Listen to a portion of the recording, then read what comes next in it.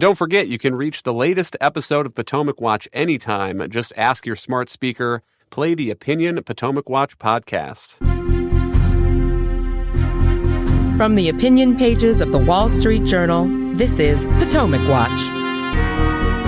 Welcome back. Manae, you've looked at a couple of tax referendums in Washington and Oregon. What are the stories with those, and what did voters say? Sure. Well, there's a split decision for people who favor limited government and fiscal responsibility between Washington State and Oregon, both in the Pacific Northwest, of course. In Washington State, on the ballot was a proposal to repeal a capital gains tax that they had enacted within the past couple of years. So Washington does not have an income tax by constitutional mandate, but their legislators and Governor Jay Inslee found a way to get around this by pitching a capital gains tax as an excise tax. So it was a little bit of constitutional chicanery.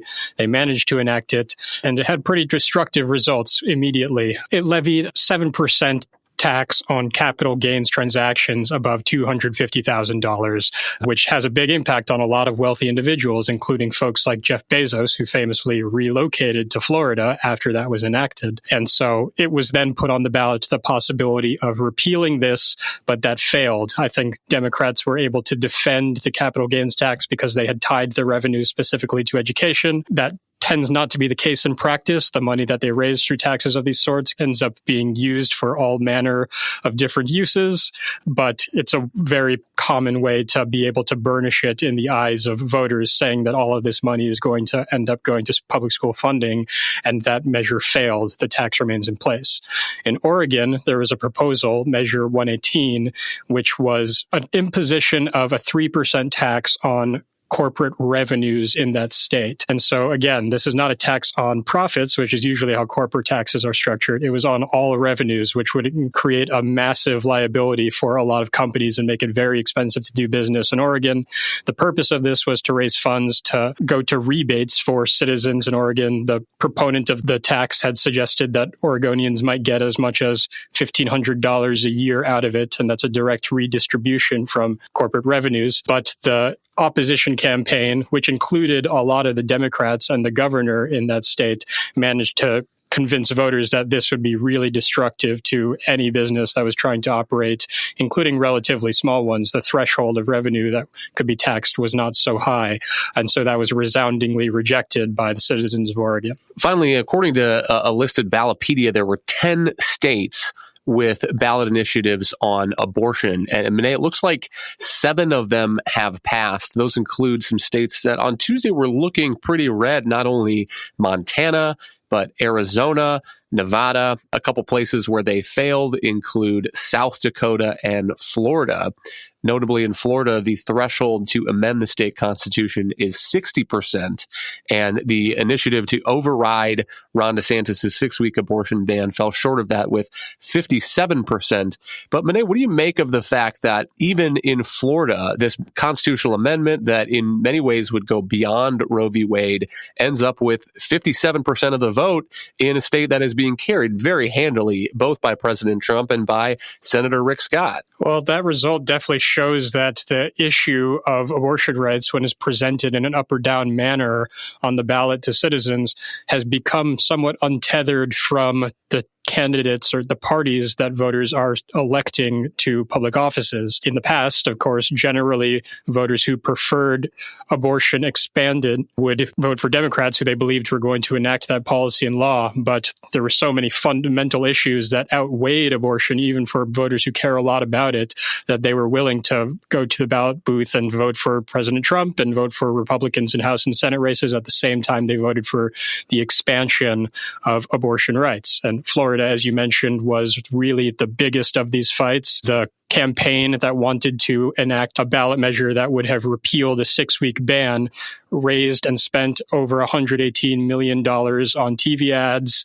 And they really hoped that this would be able to help the candidacy of Debbie McCarcel-Powell, who was challenging Rick Scott in the Senate. They did get majority support, as you mentioned. 57% of Floridians voted to repeal the 6-week ban, but that wasn't enough to clear that 60% threshold they needed. But notably, it didn't seem to have any crossover into the electoral fights in that state. Rick Scott was reelected with almost the same margin by 56% of voters. President Trump won election resoundingly as well.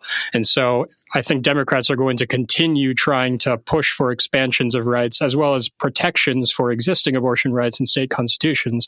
Had a lot of success doing so, but they're also going to be realizing that they aren't able to win elections, get their candidates elected into office by running on that issue quite as much now that states are beginning to settle into different policies of their own, and voters don't necessarily see this as a federal election issue as much as they used to before Roe was repealed. Kim, we'll give you the last word here, but it seems to me that, to use the term that Monet said, that this issue is being settled. There was a backlash after the 2022 reversal of Roe v. Wade. Democrats did very well, or better than expected, I guess, in the 2022 elections, in state Supreme Court elections after that, where Democratic or liberal candidates were making abortion a focus.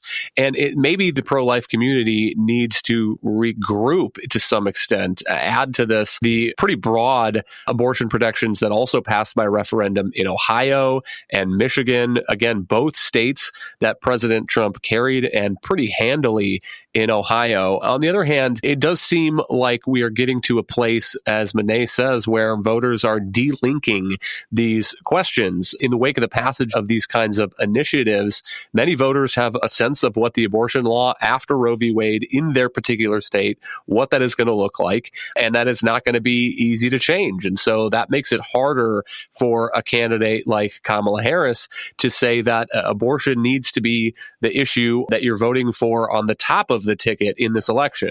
I think you have to make the argument that this was a success by Donald Trump and Republicans, this delinking. I think we did see the delinking, but it didn't come about just out of nowhere.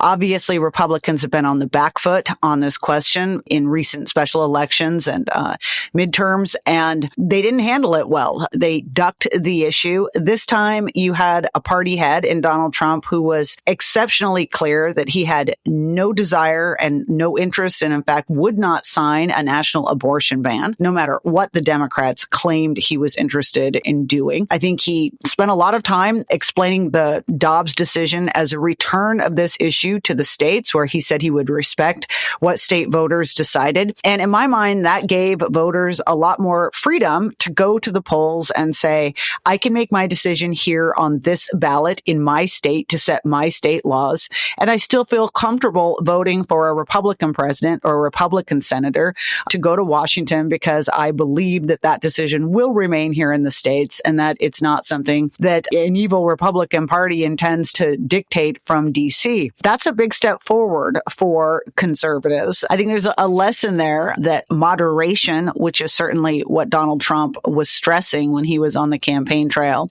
is the word of the day. And to me, what will be more interesting is whether or not some of these states, having been given no option, but kind of an all abortion all the time option or not, whether or not some voters in the years ahead now try to sort of settle more in the middle somewhere with yet more initiatives or more legislation that kind of fine tunes some of these laws across states in an area that most people can agree on. Thank you, Kim, Monet, and Alicia. Thank you all for listening. You can email us at pwpodcast@wsj.com. If you like the show, please hit that subscribe button, and we'll be back next week with another edition of Potomac Watch.